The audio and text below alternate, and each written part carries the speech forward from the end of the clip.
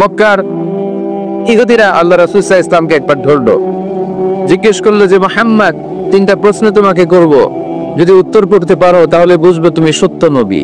আল্লাহর হাবিব সাল্লাল্লাহু আলাইহি ওয়াসাল্লাম বললেন, তাহলে বলো কি জানতে চাও? তারাও জিজ্ঞেস করলো, মা হুয়া রূহ, বলো তো রুহু কারে বলে? রুহু চিনেন আপনারা?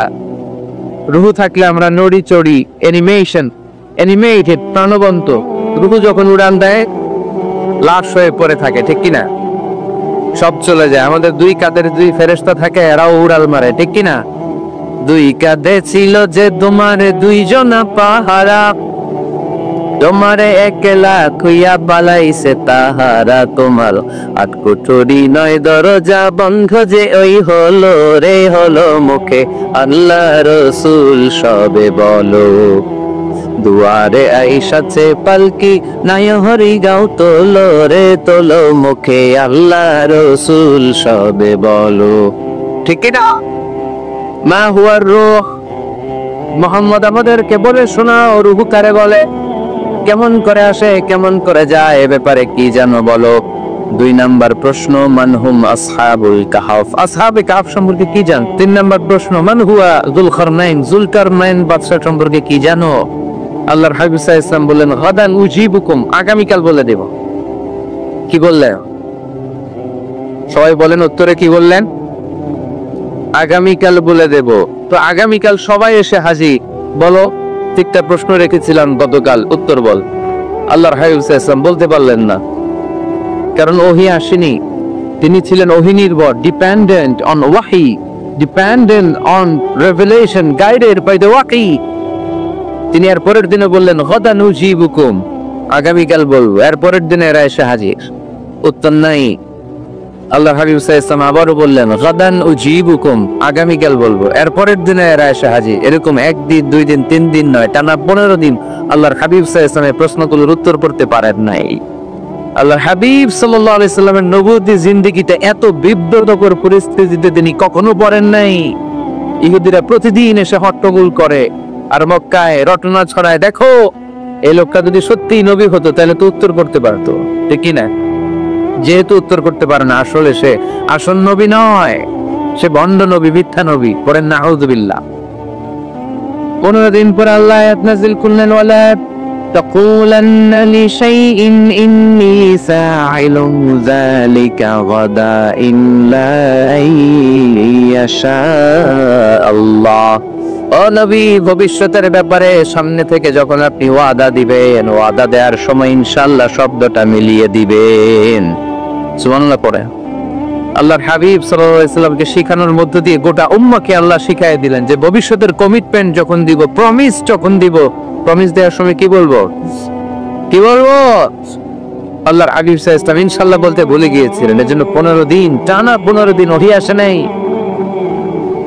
15 দিন পরে আল্লাহ তাআলা ওহীর মাধ্যমে বিশ্বনবীকে জানিয়ে দিলেন, ইয়াসআলুনাকা আনির রূহি কুলির রূহু মিন আমরি রাব্বি ওয়া মা উতিতুম মিনাল ইলমি ইল্লা কালিলা। দ্বিতীয় প্রশ্নের উত্তর জানিয়ে দিলেন, আম হাসিবতা আন্না আসহাবাল কাহফি ওয়ার রাকিম কানু মিন আয়াতিনা আজাবা। 3 নাম্বার প্রশ্নের উত্তর আল্লাহ নাযিল করলেন, ওয়াসআলুনাকা আন যিল কারনাইন কুল সাআতলু আলাইকুম মিনহু যিকরা। পড়েন সুবহানাল্লাহ। এরপর নবী বললেন, কাদের উত্তর জানা লাগবে? আসো জেনে নাও। রূহু হলো আল্লাহর আদেশ, আল্লাহর আদেশে দেহের মধ্যে রূহটা ঢোকে, আল্লাহর আদেশে বের হয়ে যায়। রূহকে ধরা যায় না, ছোঁয়া যায় না, ঠিক কি না? রূহু ধরা যায়, ছোঁয়া যায়, দেখা যায়। রূহু দেখছেন কে কে? দেখি লক্ষ্মীপুরের ভাইরা, রূহু দেখছেন আপনারা? রূহু কালার কেমন জানেন? ওজন কেমন জানেন? কোত্থেকে যে এসে জুড়ে যায় দেহের মধ্যে, মায়ের পেটের ভেতরে, আবার হুট করে উড়াল মারে, মানুষটা লাশ হয়ে পড়ে থাকে, ঠিক কিনা? 2 নাম্বার প্রশ্নের উত্তরে বিশ্বনবী জানিয়ে দিলেন, আসহাবে কারাফ হচ্ছে আল্লাহর প্রিয় 7টা যুবক বান্দা যারা 309 বছর গুহার মধ্যে ছিল। তারপর তাদেরকে আবার জাগ্রত করে দিয়েছিল কে? পৃথিবীতে 4 জন বাদশা ছিল, গোটা বিশ্বের বাদশা। গোটা বিশ্বকে ডমিনেট করেছে, শাসন করেছে দুইজন মুসলমান, দুইজন কাফের। এর মধ্যে একজন ছিল যুলকারনাইন, গোটা বিশ্বকে শাসন করেছে। সুবহানাল্লাহ পড়েন। তার মানে আল্লাহর হাবিব সাল্লাল্লাহু আলাইহি ওয়াসাল্লাম মন গড়া কিছু বলতেন না। কথা কি বুঝতে পারতেছেন? তা না বানায় একটা বলে দিতেন না? আমরা বলে কি করতাম? একটা প্রশ্ন করছে কেউ, কি করতাম আমরা? বানায় একটা বলে দিতাম। জানি না এই কথা কোনোদিন আমাদের মুখ দিয়ে বের হয় না, জানি না, এটা বলতে আমাদের লজ্জা লাগে। কিন্তু ক্লাসিক স্কলাররা, আল উলামা আল মুতাকাদ্দিমিন যারা হাজারো প্রশ্নের উত্তরে বলছেন আনা লা আ'লাম আল্লাহু আ'লাম, আমি কিচ্ছু জানি না। কি জানি? কিছুই জানি না। জানি না এটা বলতে আমরা জানি না, এটা বলতে শিখুন। জানি না, কিছুই জানি না আমি। জানে কে? সবচেয়ে বেশি জানে কে? মুসা আলাইহিস সালাম বনি ইসরাইলের লোকদের কাছে বয়ান করতেছিলেন। হঠাৎ একজন দাঁড়িয়ে বলে, মান আ'লামু ফিল আরদ, নবী আল্লাহ মুসা, বর্তমান পৃথিবীতে সবচেয়ে জ্ঞানী কে বলেন তো? মুসা আলাইহিস সালাম বললেন, আনা, আমি। কি বললেন? আমি। কিন্তু আল্লাহ তাআলার কাছে প্রশ্নের উত্তরটা পছন্দনীয় হয়নি। মুসা আলাইহিস সালামের উত্তরটা ভুল ছিল না, ঠিকই ছিল। কারণ যেই জামানায় আল্লাহ তাআলা যাকে নবী বানিয়ে পাঠান তাকে সবচেয়ে বেশি জ্ঞান দিয়েই পাঠান, ঠিক কিনা? গভীর জ্ঞানের চাইতে ভারী দামি কোনো জ্ঞান হতে পারে? কিন্তু আল্লাহ তাআলা চেয়েছিলেন মুসা আলাইহিস সালাম যেন বলে আল্লাহু আ'লাম, আল্লাহ সবচেয়ে জ্ঞান। আল্লাহ বলে, মুসা তুমি ঠিক বলনি, তুমি সবচেয়ে বড় জ্ঞানী না, তোমার চেয়েও বড় জ্ঞানী এই তো আল্লাহতে আছে। ইযহাব ইলা মাজমা'i বাহরাইন, দুই সাগরের মিলনস্থলে যাও, ওখানে ওর একজন বান্দা আছে, ইসমুহু খাদির, এর নাম হচ্ছে খাদির। কি নাম? আমরা যারে বাংলায় কি বলি? খিজির, আসলে খাদির। তার কাছে যাও, তোমার চাইতেও জ্ঞানী। অনেক লম্বা চূড়া ঘটনা। তাহলে জাননেওয়ালার উপরও জাননেওয়ালা আছে, জ্ঞানের উপরও জ্ঞানী আছে। সবচাইতে বড় জ্ঞানী, মহাজ্ঞানী একজন, চিল্লায় বলেন তিনি কে? তাহলে 4 নাম্বার, চতুর্থ পর্যায়ে কোরআন আমাদেরকে যেটা জানালো যে আল্লাহর হাবিব সাল্লাল্লাহু আলাইহি ওয়াসাল্লাম মন গড়া কথা কোনোদিন কখনো বলেন নাই। 5 নম্বরে কোরআন আমাদেরকে জানায় আল্লাহর হাবিব সাল্লাল্লাহু আলাইহি ওয়াসাল্লাম ছিলেন দয়ার মূর্ত প্রতি, মায়ার নবী, দয়ার নবী। দয়ার শেষ নাই এই নবীর। সব নবীকে আল্লাহ তাআলা একটা স্পেশাল দোয়া করার সুযোগ দিয়েছিলেন, এটাকে বলে দাওয়া মুস্তাজাবা। সব নবীকে আল্লাহ বললেন, নবীরা তোমাদের প্রত্যেককে একটা করে দোয়া করার সুযোগ দিব, করো। করা মাত্রই কবুল। সব নবীরা এই সুযোগ পেয়ে দোয়া করা শুরু করে দিল, আর আল্লাহ কবুল করে নিলে। একজন নবী ওই দোয়াটা করেন নাই। ওই নবীর নাম সবাই বলেন। আল্লাহর হাবিব বললেন, ইন্না লিকুল্লি নাবিয়্যিন দাওয়া মুস্তাজাবা। সব নবীকে আল্লাহ তাআলা একটা করে দোয়া করার সুযোগ দিলেন। দাও বিহা, ওই দোয়াটা সব নবীরা দুনিয়ার বুকেই করে ফেলেছে। ওয়া ইন্নী আখতাবিউ দাওয়াতি শাফাআতান লি উম্মতি ইয়াউমাল কিয়ামাহ। আমার দোয়াটা আমি করি নাই, সব নবীরা ওই দোয়াটা করে ফেললেও আমার দোয়াটা আমি করি নাই। আমার দোয়াটা আমি রেখে দিয়েছি, কিয়ামতের দিন আমার গুনাহগার উম্মতরা যখন বিপদে পড়ে যাবে তাদের সুপারিশের জন্য ওই দোয়াটা আমি ওই দিন করব, ওই দিন করব। রেখে দিয়েছেন দোয়াটা। বিশ্বনবী কি ওনার জীবদ্দশায় এই দুনিয়ার জীবনে বিপদ, পরীক্ষা, কষ্টের সম্মুখীন হয় নাই? দোয়া করলেই তো আল্লাহ কবুল করে নিতেন। না খেয়ে পেটে পাথর বেঁধেছেন। আমরা পাথর বাঁধছি কয়বার? কারণ কথা বলেন, নানার সামনে নাতিগুলো চিৎকার দিত। সাইয়েদনা হাসান হুসাইন রাদিয়াল্লাহু তাআলা আনহুমা চিৎকার করত, ক্ষুধার চোটে বেহুশ। এই দৃশ্য কি নানার সহ্য হয়? আল্লাহর হাবিব তখন যদি আল্লাহর কাছে দোয়া করতেন, আল্লাহ আপনি জান্নাত থেকে খাবারের ব্যবস্থা করে দেন, সাইয়েদনা জিবরাইল আলাইহিস সালামকে দিয়ে জান্নাত থেকে খাবারের বস্তা পাঠিয়ে দিত কে? উহুদের ময়দানে দান শহীদ হলো, দোয়া করলে দোয়াটা কবুল করতো কে? তায়েফের ছেলেরা পাথর মেরে মেরে বিশ্বনবীর দেহটাকে ঝাঁঝরা করে দিয়েছে। তখনও যদি বিষ্ণু ঈসা ইসলাম দোয়া করতেন, দোয়াটা কবুল করতো কে? দোয়াটাকে বিশ্বনবী করছিলেন? কথা বলেন। রেখে দিয়েছেন। কার জন্য? আমার জন্য রেখে দিয়েছেন, আপনার জন্য রেখে দিয়েছেন, আমাদের জন্য রেখে দিয়েছেন। চিল্লায় বলতে হবে, ঠিক কিনা? খেয়ে না খেয়ে দিন প্রচারের কাজে নিজেকে দিয়েছো বিলিয়ে, তায়েফের কাফিরেরা চিনল না সে আলো, দুষ্ট ছেলেদের পিছু দিল লেলিয়ে পাথরের আঘাতে। ক্ষত বিক্ষত হয়ে সারা শরীর থেকে রক্ত ঝরে।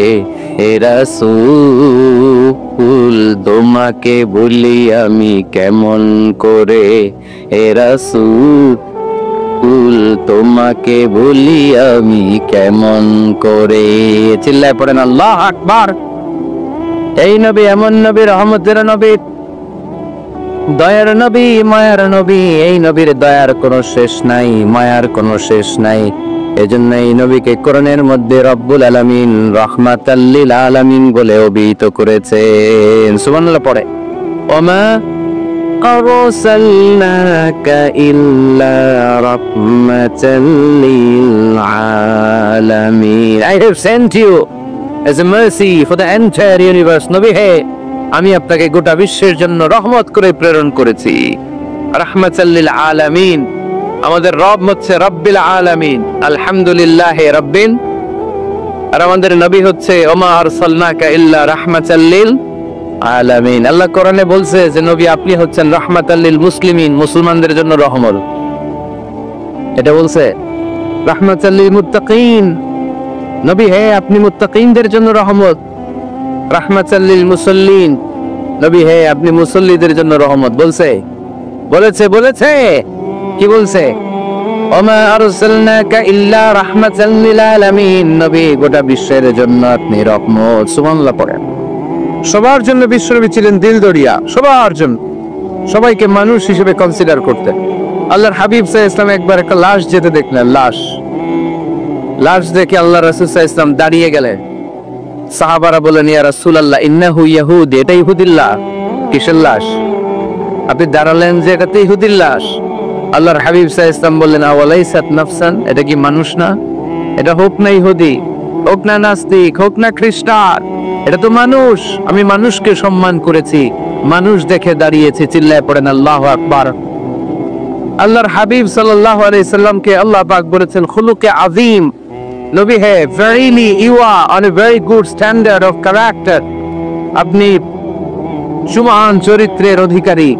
আমার নবীর চরিত্র ফুলের চাইতেও পবিত্র, ঠিক কিনা? আমরা আমাদের এলাকার নেতাদের জন্য এটা বলি, তাই না? অমুক নেতার চরিত্র ফুলের মতো পবিত্র। আল্লাহর হাবিব সাল্লাল্লাহু আলাইহি ওয়াসাল্লামের চরিত্র ফুলের মতো পবিত্র না, ফুলের চাইতেও পবিত্র। চিল্লায় বলে ঠিক কিনা? পা থেকে মাথা পর্যন্ত আল্লাহর হাবিব সাল্লাল্লাহু আলাইহি ওয়াসাল্লামের অনুপম চরিত্রের মধ্যে একটা কালো ফোঁটা দেওয়ার মতো, দাগ সরানোর মতো ক্ষমতা কারণে। চিল্লায় বলেন ঠিক কিনা? এজন্য আল্লাহ বললেন, নবী আপনার মর্যাদা শুধু আমি বাড়িয়েছি।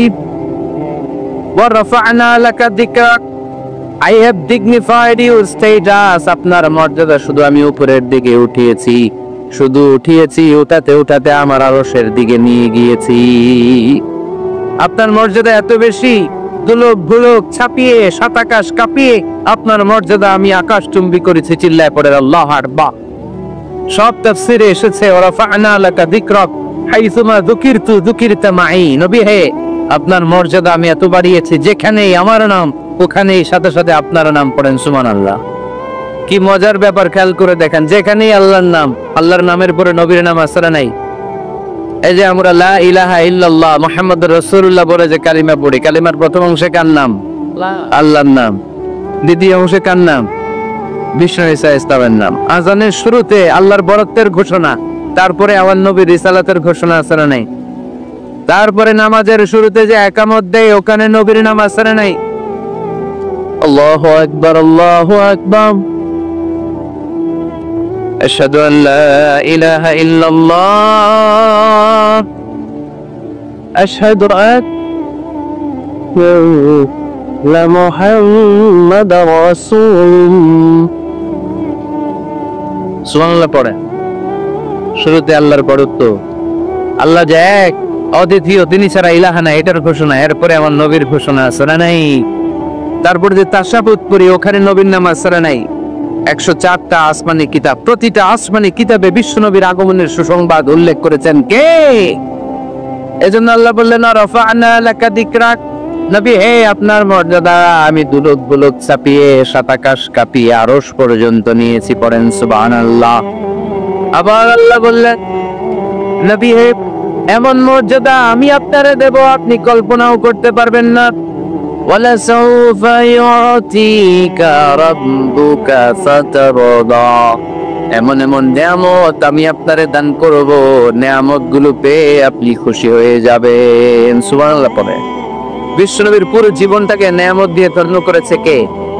আল্লাহর হাবিব বললেন, রব্বুল আলামিন বলেছেন নিয়ামত দিয়ে আমার জীবনকে আপনি ধন্য করবেন। কি নিয়ামত দিবেন একটা বলেন? আল্লাহ বললেন ইন্না, পড়েন ইন্না আ'তাইনাকাল কাউসার ফাসাল্লি লিরাব্বিকা ওয়ানহার ইন্না শানিআকা হুয়াল আবতার। পড়েন সুবহানাল্লাহ। নবী হে, আপনাকে কাউসার দিয়েছি, কাউসার। কোন নবীকে কাউসার দেই নাই। কিয়ামতের দিনটা হবে ভয়ঙ্কর। মাথার উপরে সূর্য নেমে আসবে, তৃষ্ণায় জিহ্বাটা বের হয়ে যাবে, মাথার মগজগুলো গলে গলে নাকের ছিদ্র কানের ছিদ্র দিয়ে টপ টপ করে পড়বে, জিহ্বাটা কুকুরের মতো নাভিস্থল পর্যন্ত এসে ঝুলে থাকবে। মানুষ তৃষ্ণার্ত। ওই মুহূর্তে আপনি হাউজে কাউসারের পানি পিলাবেন। কোন সুবহানাল্লাহ। আহলা মিনাল আসাল, মধুর চাইতো মিষ্টি। আবিয়াদু মিনাল লাবান, দুধের চাইতো সাদা। আবরাদু মিনাস সালজ, বরফের চাইতো ঠান্ডা। মান শারিবা মিনহা শারবা লাম ইয়াদমা আবাদা, একবার যে কাউসারের পানি পান করতে পারবে চিরকালের জন্য তার গলার তৃষ্ণা মিটাইয়া দিবে কে? প্রভু তুমি বলেছ রাসূল দেবে না, বলনি দেবে না বলনি দেবে না হামজা তারি, খালিদ বিজয় সমর। প্রভু তুমি বলেছ রাসূল দেবে না, বলনি দেবে না বলনি দেবে না হামজা তারি, খালিদ বিজয় সমর। প্রভু তুমি বলেছ রাসূল দেবে না। ঠিক কিনা? আল্লাহর হাবিব বললেন আমার পরে কোন নবী নেই, আমার পরে কোন রাসূল নাই, তবে আমার পরে যদি নবী হওয়ার যোগ্যতা কারো থাকে ওমরের সেই যোগ্যতা আছে। সুবহানাল্লাহ পড়ে। আল্লাহ হাবিব সাল্লাল্লাহু আলাইহি ওয়াসাল্লামের জামানায় এক লোক নবুয়তি দাবি করেছিল। ওর নাম ছিল মুসাইলামা। নাম কি ছিল? নাম শুনছেন আপনারা? এসে নবুয়তির দাবি করে বলে, ইয়া মুহাম্মদ আন-নবুওয়াতু নিসফুন লাকা ওয়া নিসফুন লি, নবুয়ত তোমার অর্ধেক আমার অর্ধেক, আমার অর্ধেকটা আমারে বুঝায় দাও। নাউজুবিল্লাহ পড়বেন না। আল্লাহর হাবিব বললেন কি নাম তোর? এই বেয়াদবটা বলল আমার নাম মুসাইলামা। আল্লাহর হাবিব বলেন আজ থেকে তুই শুধু মুসাইলামা নয়, আজ থেকে তুই মুসাইলামাতুল কাযযাব, মিথ্যাবাদী ভণ্ড মুসাইলামা। ঠিক কি না? এই বেয়াদবটা বিশ্বনবীকে কপি করত। আমার নবী যেমন যেমন করতেন ও তেমন তেমন করত। আল্লাহর হাবিব সাল্লাল্লাহু আলাইহি ওয়াসাল্লাম মদিনার নবজাতক শিশুদের মাথায় হাত বুলিয়ে দিলে বাচ্চাদের মাথার চুল বড় হয়ে যেত। এই বেয়াদবটাও কপি করে অনুকরণ করে তার এলাকায় নবজাতক বাচ্চাদের মাথায় হাত বুলিয়ে দিত, কিন্তু চুল বড় হওয়া তো দূরের কথা, যেই বাচ্চার মাথার তালুর মধ্যে এই বেয়াদবের হাত লাগছে ওই বাচ্চাগুলোর মাথা আজীবন ছিল টাক মাথা, কোনো চুলই গজায় নাই। আল্লাহর হাবিব সাল্লাল্লাহু আলাইহি ওয়াসাল্লাম লোনা পানির কুয়ার ভেতরে কুলি করে ফেলে দিলে ওই কুয়ার পানি মিঠা পানির কুয়ায় পরিণত হয়ে যেত। আর এই বেয়াদব মিঠা পানির কুয়ার মধ্যে কুলি ফেললে ওটা লোনা পানির কুয়া হয়ে যেত। আল্লাহর হাবিব সাল্লাল্লাহু আলাইহি ওয়াসাল্লাম দোয়া পড়ে গাছের মধ্যে ফু দিলে গাছের ফলনে বাম্পার ফলন হতো, আর এই বেয়াদব কোন গাছের মধ্যে ধরলে মুহূর্তের মধ্যে ওই গাছ মরে যেত। তার মানে নবীর সাথে বেয়াদবি করেছে। ঠিক কিনা? আল্লাহর হাবিব সাল্লাল্লাহু আলাইহি ওয়াসাল্লামের পরে আর কোন নবী আছে? মির্জা গোলাম আহমদ কাদিয়ানী নাম শুনছেন? শোনেন নাই? কে কে হাত তোলেন তো। সবাই শুনছেন? এই বেয়াদবটাও কাদিয়ান এলাকার লোক, সেও নবুয়তির দাবি করেছিল, কিন্তু তার পরিণাম ভালো হয় নাই। ঠিক কিনা? নবীরা পবিত্র, নবীরা যেই জায়গাটাতে মারা যায় ওই জায়গাটাও পবিত্র, কিন্তু এই বেয়াদবটা মারা গেছে টয়লেটের ভেতরে। টয়লেটের টাঙ্কি ভেঙে পায়খানার গোডাউনের ভেতরে পড়ছে। পায়খানা খাইতে খাইতে পেটটা হয়ে গেছে এত বড়, মেথর এনে শিকল দিয়ে বেঁধে টেনে দিচ্ছে একে উপরে উঠানো লাগছে। এগুলো প্রমাণ করে আল্লাহর হাবিব সাল্লাল্লাহু আলাইহি ওয়াসাল্লামের পরে কেউ যদি নবুয়তির দাবি করে তার পরিণাম ভালো হয় না। চিল্লায় বলেন ঠিক কিনা? এজন্য সহিহ মুসলিমের বর্ণনা, আল্লাহর নবী বললেন মাসালি ওয়া মাসালুল আমবিয়া মিন ক্বাবলি কামাসালি রাজুলিন বানা বাইতান আমার দৃষ্টান্ত আর আমার আগের নবীদের দৃষ্টান্ত ওই ব্যক্তির মতো যেই ব্যক্তি একটা ঘর বানিয়েছে। কি বানিয়েছে? খেয়াল করে শুনবেন, আল্লাহর হাবিব বললেন আমার দৃষ্টান্ত আর আগের সব নবীদের দৃষ্টান্ত হচ্ছে ওই ব্যক্তির মতো যে ব্যক্তি একটা ঘর বানিয়েছে, যে ঘরটা অনেক সুন্দর করে সে ডিজাইন করেছে। ঘরের ডানে বায়ে উপরে নিচে সামনে পেছনে এত সুন্দর ডিজাইন, নিখুঁত, খুব ধরার মতো কোনো জায়গা নাই। লোকজন এসে যারাই ঘরটা দেখে সবাই বলে বাহ, কি বলে, এত সুন্দর ঘর আমরা দেখি নাই। তবে একটা জায়গায় একটা ভুল ছিল, একটা জায়গায় একটা খুঁত ছিল। ঘরের একটা ওয়ালে ইটের গাঁথুনির জায়গাটাতে এক জায়গায় একটা ইটা কম ছিল। কি কম ছিল? ইটা কম ছিল। সবাই বললো তোমার ঘরটা অনেক সুন্দর, এক জায়গায় একটু সমস্যা, দেয়ালের গাঁথুনিতে একটা ইটা নাই। বিশ্বনবী সাল্লাল্লাহু আলাইহি সাল্লাম বললেন ফাআনাল লাবিনা ওয়া আনা খাতারুন নাবিয়িন, আমি হচ্ছি সেই ইটা। আমাকে যখন আল্লাহ তাআলা ওই জায়গায় গ্যাপ পূরণের জন্য রেখে দিল, গোটা বিশ্বটা উজালা হয়ে গেল, নবুয়তের মালাটা পরিপূর্ণ হয়ে গেল। ফাআনাল লাবিনা ওয়া আনা খাতামুন নাবিয়িন, আমি হলাম সেই ইটা। আমাকে যখন আল্লাহ তাআলা দুনিয়ায় পাঠালেন, গোটা দুনিয়াটারে আলোকিত করে দিল কে? এরা হতে হেলে দুলে নুরানি তনু ওকে আসে হায়, সারা দুনিয়ার হেরে মেরে পর্দা খুলে খুলে যায়। সে যে আমার কমলিওয়ালা কমলিওয়ালা, সে যে আমার কমলিওয়ালা কমলিওয়ালা। তার বাবে বিবন রাঙ্গা পায়ের তলে, পর্বত জঙ্গল টলো মালো টলে, খুরমা খেজুর বাদাম জাফরানি ফুল ঝরে ঝরে যায়। সে যে আমার কমলিওয়ালা কমলিওয়ালা। সুবহানাল্লাহ করে। এজন্য আল্লাহর হাবিব বলতেন আমি শেষ নবী, আমি শেষ রাসূল, আমার পরে কোনো রাসূল নাই, আমি হলাম খাতামুন নাবিয়িন। সুবহানাল্লাহ পড়বেন। তাহলে কোরআন সর্বপ্রথম আল্লাহর হাবিবের যে পরিচয়টা দিল সেটা হচ্ছে আল্লাহর হাবিব হচ্ছেন রাসূলুল্লাহ। আওয়াজ করে বলেন তো তিনি কি ছিলেন? আল্লাহ রাসূল ছিলেন। দ্বিতীয় যে পরিচয়টা কোরআন আমাদেরকে দেয় সেটা হচ্ছে তিনি যেন তেন রাসূল নন, তিনি হচ্ছেন শেষ রাসূল, শেষ নবী, খাতামুন নাবিয়িন। তার মানে আমার নবীর পরে আর কোন নবী পৃথিবীতে আসবে? তিন নাম্বার কোরআন যে পরিচয়টা আল্লাহর হাবিবের আমাদের সামনে তুলে ধরেছে সেটা হচ্ছে তিনি রাসূল ছিলেন, শেষ রাসূল ছিলেন, তবে তিনি মানুষ ছিলেন। তিনি কি ছিলেন? আওয়াজ করে বলেন। আমার নবী কি জিন ছিল? ফেরেশতা ছিল না? কি ছিল? আওয়াজ করে বলেন কি ছিল? তিনি মানুষ ছিলেন, তবে যেন তেন মানুষ নন, অসাধারণ মানুষ। কেমন মানুষ? তিনি মানব, সাধারণ মানব নন, তিনি মহামানব। তিনি নবী, তিনি যেন তেন নবী ছিলেন না, তিনি মহানবী। ঠিক কিনা? অসাধারণ মানুষ। ঠিক কিনা? তিনি মানব ছিলেন, যেন তেন মানব নন, তিনি মহামানব। তিনি নবী, তবে সাধারণ নবী না, তিনি মহানবী। সুবহানাল্লাহ পড়েন। ওনার চেহারার সাথে পৃথিবীর কারোর চেহারার কোনো তুলনা হয়? অনেকে বলে ইউসুফ আলাইহিস সালাম নবীদের মধ্যে সবচাইতে সুন্দর নবী ছিলেন, বলে না অনেকে? শোনেন না আপনারা? এটা ঠিক, উনি অনেক সুন্দর ছিলেন, কিন্তু আমার নবীর চাইতে বেশি সুন্দর? আল্লাহর হাবিব বলতেন আনা মালিহুন ওয়া আখি ইউসুফ সাবিহুন, মানে আমি হচ্ছি মালিহ, লাবণ্যময় সুন্দর, আর আমার ভাই ইউসুফ হচ্ছে সাদা সুন্দর। একদিকে লাবণ্যময় সুন্দর, আর একদিকে সাদা সুন্দর, কোনটার দাম বেশি? চিল্লায় বলতে হবে কোনটা? লাবণ্যময় সুন্দর। আল্লাহর হাবিব ছিলেন মালিহ। মালিহ শব্দটা এসেছে মিলখান থেকে। মিলখান মানে লবণ, মিলখান মানে কি? লবণ। লবণ থেকে লাবণ্যময়। আল্লাহর হাবিব ছিলেন মালিহ, এত সুন্দর ছিলেন। আম্মা জান আয়েশা যখন শুনলেন ওয়াকাত্তা'না আইদিয়াহুন, মিশরের নারীরা বুর্তুখাল কাটতে যে, লেবু কাটতে যে, কমলা লেবু কাটতে যে, সাইয়েদনা ইউসুফ আলাইহিস সালামকে যখন দেখলেন, আল্লাহর নবী ইউসুফ আলাইহিস সালামের চেহারার মাধুর্যতা এত সুন্দর ছিল, এত চমৎকার চেহারার গ্ল্যান্স, এটা দেখে মিশরের নারীরা লেবু কাটতে যে আঙ্গুল কেটে ফেলেছিল। আল্লাহর কোরআন সাক্ষী। সুবহানাল্লাহ বলেন। এই ঘটনা যখন আম্মা জান আয়েশা রাদিয়াল্লাহু তাআলা আনহা শুনলেন, তিনি বললেন ও মিশরের নারীরা, তোমরা ইউসুফ নবীর সৌন্দর্য দেখে লেবু কাটতে যে আঙ্গুল কেটেছো, আমার স্বামী বিশ্বনবী মুহাম্মদ সাল্লাল্লাহু আলাইহি ওয়াসাল্লামের চেহারা যদি দেখতা, তাহলে লেবু কাটতে যে আঙ্গুল নয়, কলিজাটা কেটে টুকরা টুকরা করে দিতা। আবার আম্মা জান আয়েশা বলেন, তোমাদের জন্য একটা সূর্য আছে, আমার জন্য একটা সূর্য আছে।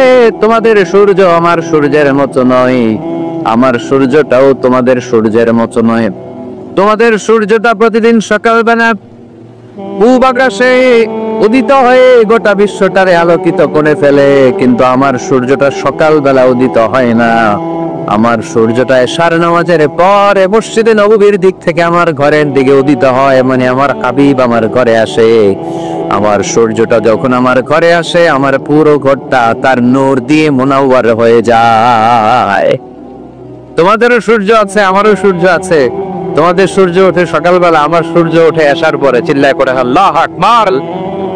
এজন্য there is no comparison with our prophet Muhammad sallallahu আলাইহি ওয়াসাল্লাম। তিনি মানুষ ছিলেন, তবে সাধারণ মানুষ নন, অসাধারণ মানুষ। নবী ছিলেন, জান্নাতের নবী নন, মহানবী, মানব, কিন্তু মহামানব, ঠিক কিনা?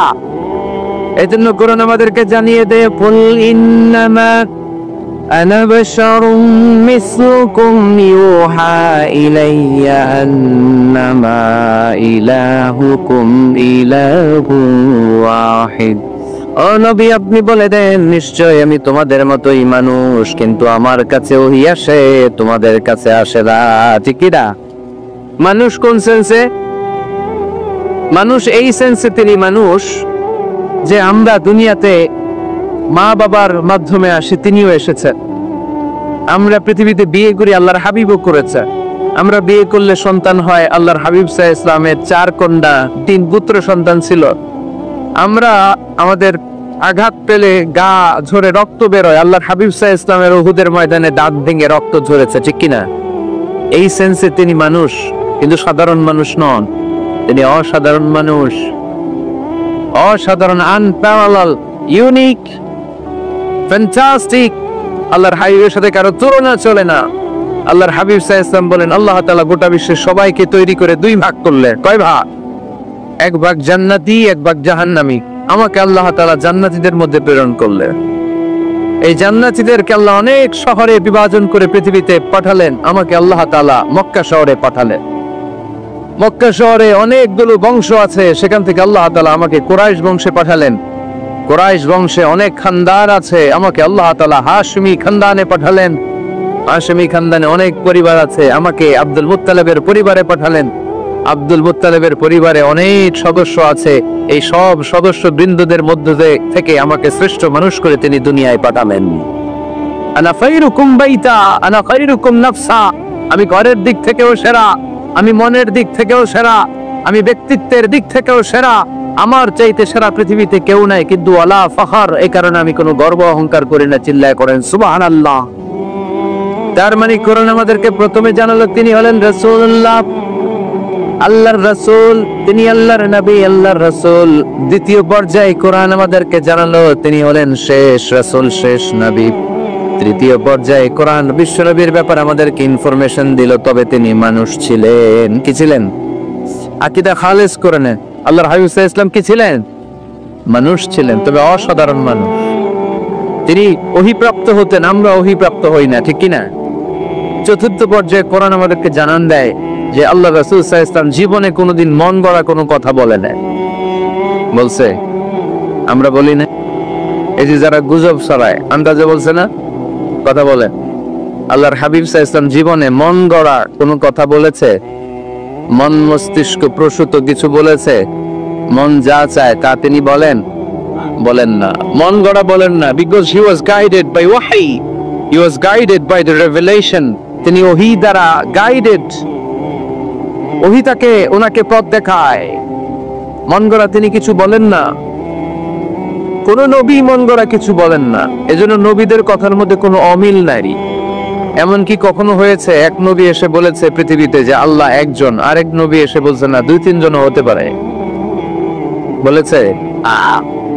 কোন নবী এসে বলেছে যে আখিরাত আছে, the day of judgement, the day of accountability, দুনিয়াতে যা করেছো এগুলোর জন্য আল্লাহর সুপ্রিম কোর্টের কাঠগড়ায় দাঁড়াতে হবে, আখিরাত বলে একটা ব্যাপার আছে।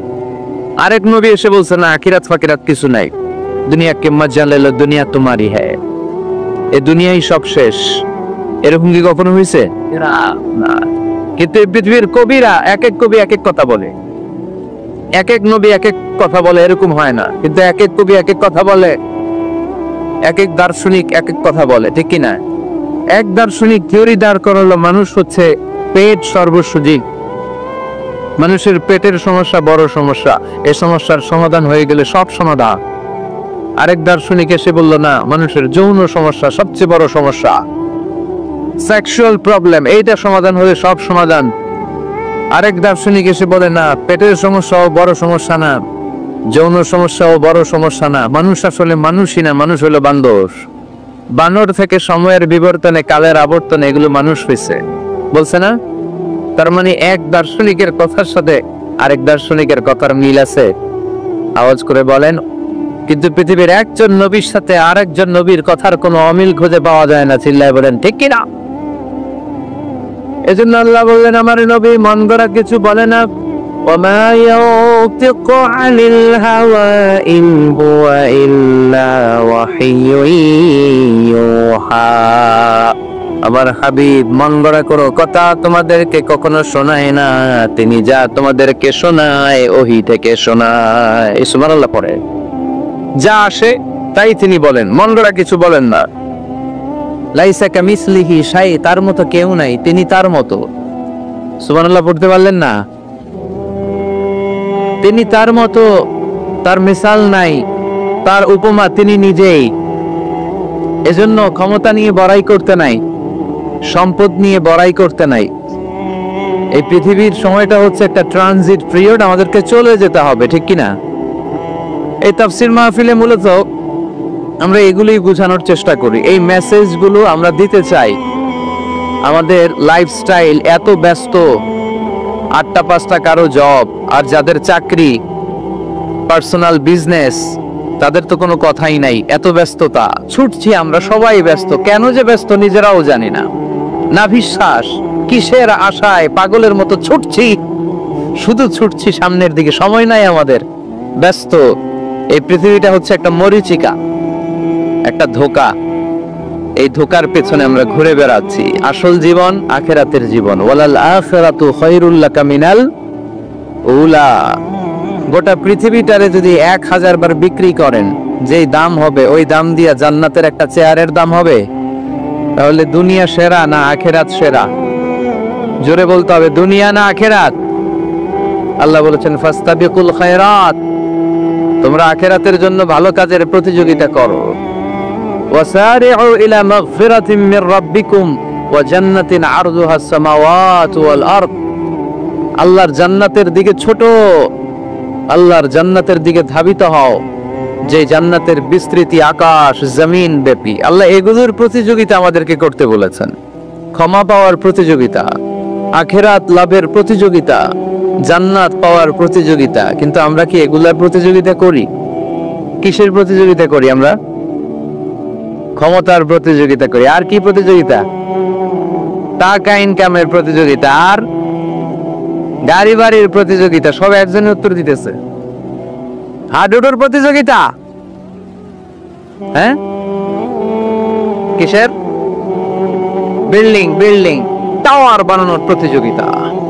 People will start to compete for constructing the high-rise buildings in the cities.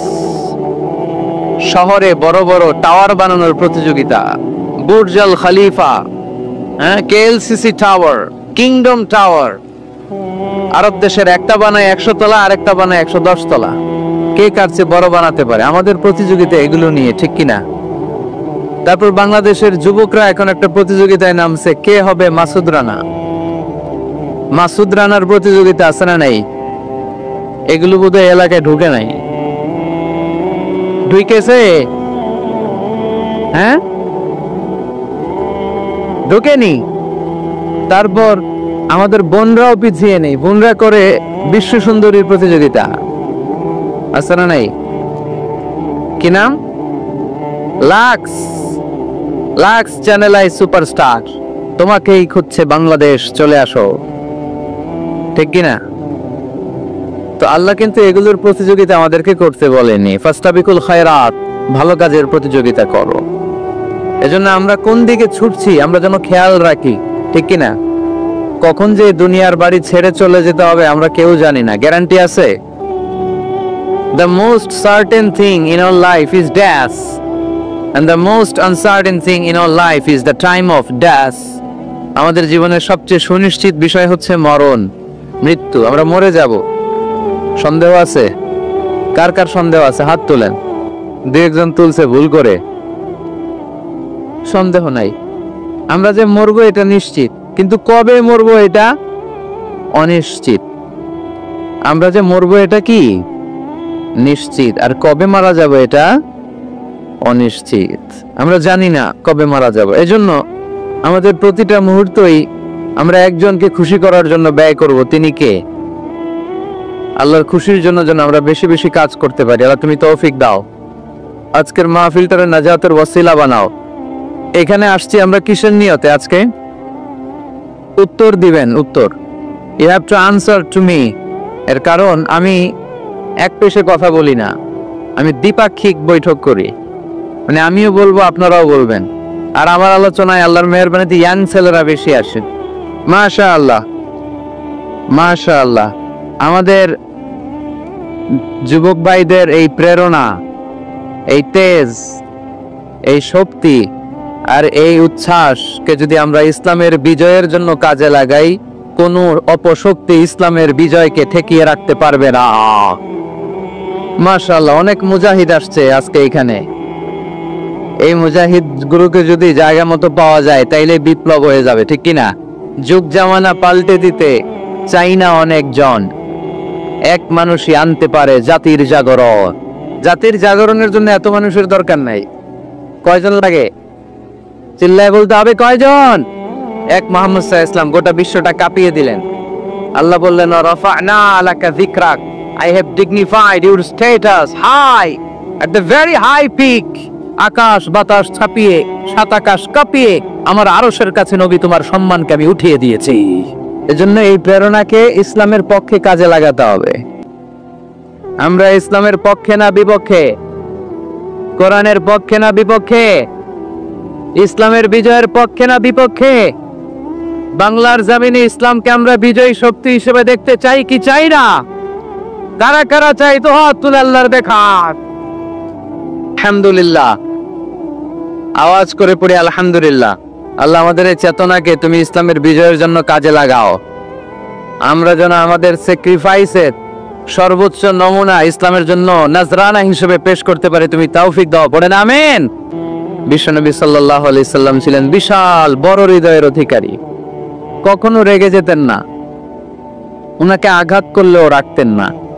আল্লাহ রাসূল সাল্লাল্লাহু আলাইহি সাল্লাম যখন সালাতে দাঁড়াতেন মক্কায়, রুকুতে গেলে কাফের মুশরিকরা ওটের পচা নাড়ি ভরি এনে বিশ্বনবীর গায়ের উপরে ঢেলে দিত। নাউজুবিল্লাহ পড়বেন না? বিষ্ণু ইসলাম রাখতেন না। নিজের উপর অ্যাটাক হলে কখনো রাখতেন না, শুধু ইসলামের বিধান লঙ্ঘন হলে তিনি রেগে যেতেন। আল্লাহর আইনের ব্যাপারে কেউ কথা তুললে রেগে যেতেন। গায়ের উপর শারীরিক অত্যাচারে রাখতেন না। তায়েফের ময়দান তার প্রমাণ। দাওয়াত দিতে গেলেন, রক্তাক্ত হলেন। 3 জায়গায় বিশ্বনবীকে অ্যাটাক করে রক্তাক্ত করা হলো। এত সুন্দর দেহ, এত শুভ্র দেহ, এত সুন্দর স্কিনের মানুষ ছিলেন, এই মানুষটাকে পিটিয়ে পাথর মেরে রক্তাক্ত করা হয়েছে। তিনি রাগেন নাই, ক্ষমা করেছেন। কি করেছেন? ক্ষমা। একবার ওটের উপরে বসা এক বেদুইন এসে বিশ্বনবীর চাদর ধরে টান দিলেন। চাদরটা ছিল বুরদুন নাজরানি, নাজরান এলাকা থেকে আনা। এই চাদরের কর্নারে খসখসে ডিজাইন করা ছিল। ওই বেদুইন এসে ইয়া মুহাম্মদ বলে টান দিয়েছে যখন চাদর, এই খসখসে অংশ ঘাড়ের মধ্যে লেগে বিশ্বনবীর ঘাড়ের চামড়া ছিঁড়ে গিয়েছে। বিশ্বনবী সাল্লাল্লাহু আলাইহি ওয়াসাল্লাম তাকে শুধু একটা মুচকি হাসি দিলে। কি করলেন? আপনার ঘাড়ের এখানে চামড়া যদি কেউ ছিঁড়ে ফেলতো, আসছে ভিক্ষা চাইতে, আবার চামড়া ধরে টান দিয়ে আপনার ঘাড়ের চামড়া ছিঁড়ে ফেলছে, আপনি কি করতেন? কি করতেন?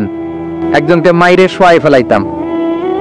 তার মানে ঠিকই আমরা ওরে মারতাম। বিষ্ণু ইসলাম তাকালেন, তাকিয়ে একটা মুচকি হাসি দিলেন। জীবনের সব সমস্যার সমাধান নিহিত এই মুচকি হাসির ভেতরে।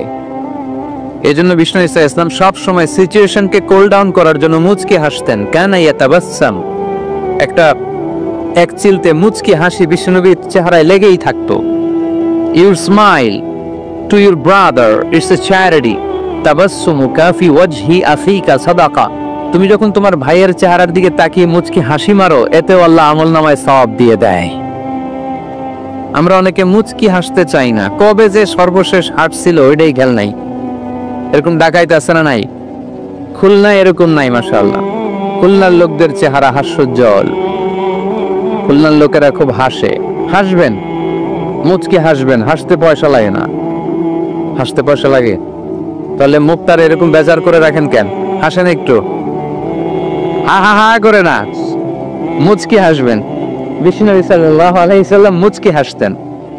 তো এমন মানুষ ছিলেন, ওনাকে মারলে উনি কখনো রেগে যেতেন না, তবে ইসলামের বিধান লঙ্ঘন হলে রেগে যেতেন।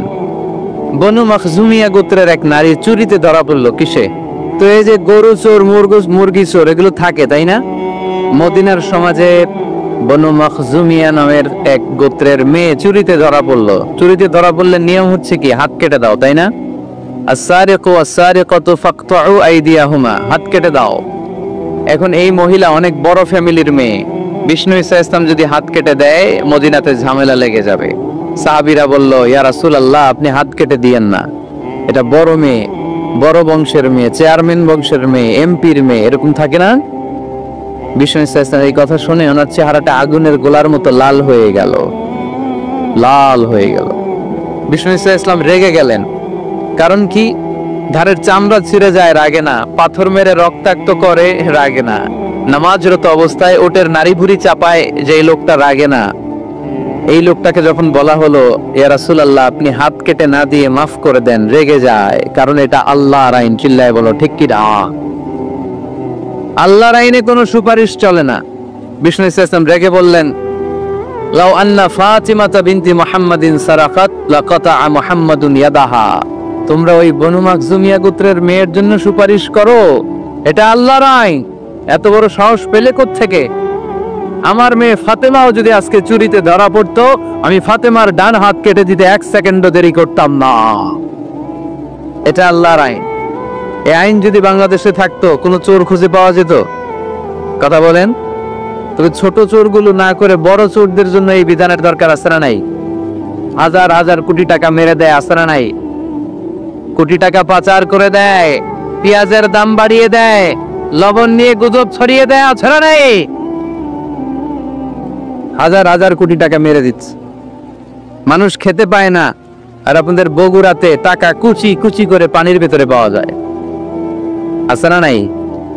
এই চোরদেরকে হাত কাটার দরকার আছে না নাই? সরাসরি টেলিভিশনে সম্প্রচার করে যদি এক একটা চোরের হাত, বড় বড় চোর, আম চোর, কাঁঠাল চোর, মুরগি চোর, ওই চোর না, হাজার কোটি টাকার চোর, এই চোরদের হাত যদি কেটে দেওয়া হতো আর টিভিতে লাইভ সম্প্রচার করা হতো, তাহলে বাংলাদেশে চোর খুঁজে পাওয়া যেত? কথা বলেন। আমরা চোর মুক্ত বাংলাদেশ চাই, দুর্নীতিবাজ মুক্ত বাংলাদেশ চাই, আমরা ডিজিটাল বাংলাদেশ চাই, ঠিক কিনা? কোরআনের আইন ছাড়া এটা সম্ভব না। কোরআন থেকে প্রেসক্রিপশন না নিলে এই সমাজ ঠিক করা যাবে না। শুধু দুর্নীতি দমন কমিশন দিয়ে দুর্নীতি বন্ধ করা যাবে? শুধু পুলিশ, র্যাব এগুলো দিয়ে দুর্নীতি বন্ধ করা যাবে? যে বইটা থেকে আমাদেরকে প্রেসক্রিপশন নিতে হবে, বইটার নাম কি? আরো জোরে বলেন কি নাম? আমরা যেন বেশি বেশি কোরআন পড়ি, কোরআন মানি, কোরআন দিয়ে যেন জীবন গড়তে পারি। আল্লাহ তুমি তৌফিকে দাও। আরো জোরে পড়ি আমিন। সম্মানিত ভাইয়েরা, আমি আপনাদের খেদমতে সূরাত আলে ইমরানের 85 নম্বর আয়াত তেলাওয়াত করেছি। এই আয়াতে আল্লাহ তাআলা আমাদেরকে উদ্বুদ্ধ করেছেন আমরা যেন জীবনের প্রতিটি অঙ্গনে ইসলামকে মেনে চলি, ইসলামের বাইরে যেন না যাই। কারণ ইসলাম হচ্ছে স্ট্রেইট ফরওয়ার্ড, সোজা। ইসলামের রাস্তা কি বাঁকা? ডানে বাঁয়ে মোড় আছে, চৌমুহনী আছে, ইউটার্ন আছে। রাস্তাটা কেমন? সবাই বলেন। এটার নাম সিরাতুল মুস্তাকিম। এটার নাম কি? Straight forward. এজন্য প্রত্যেক সালাতে আমরা আল্লাহর কাছে বলি, আল্লাহ ইহদিনাস সিরাতাল মুস্তাকিম। এটা কিন্তু অনেক বড় দোয়া। অর্থ জানি না, তাই আমাদের হৃদয়ে টাচ করে না। এটা অনেক বড় দোয়া। ইহদিনাস সিরাতাল মুস্তাকিম, ও আল্লাহ, show us the right path, show us the correct path. আল্লাহ, আমি যেন সোজা পথে চলতে পারি, আমি যেন বাঁকা পথে না যাই। আমরা যদি পথ ভুলে যাই, আমাদের পথ দেখায় কে? জোরে বলেন। আমি যদি কোনোদিন পথে ভুলে যাই, হাত ছানি দিয়ে কাছে নিও। আমি যদি কোনোদিন পথে ভুলে যাই, হাত ছানি দিয়ে কাছে নিও। মমতার বন্ধনে আমায় বেঁধে সব ভুল ক্ষমা করে দিও। আমি যদি কোনোদিন পথে ভুলে যাই, হাত ছানি দিয়ে কাছে নিও। মমতার বন্ধনে আমায় বেঁধে সব ভুল ক্ষমা করে দিও। পড়েন আমিন।